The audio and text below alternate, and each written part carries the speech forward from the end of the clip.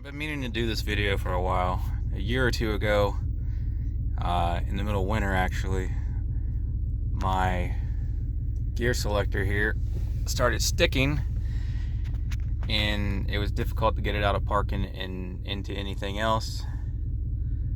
It was really only acting up in the winter when it was cold, but now it's the middle of summer and it's doing it. So here's how you fix it.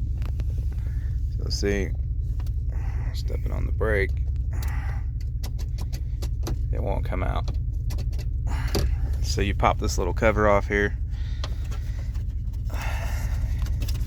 and then up in there, right there's that button. It's like an electromagnet, whatever, and they start to stick or quit working or whatever, and all you gotta do is push it in. See, it might want to pop back out. So it's supposed to go in like that when you depress the brake or whatever. So they just get dirty over time and they stick. So then you push that in. Like I said, you might have to hold it in with your finger, and then voila, now I can freaking back up.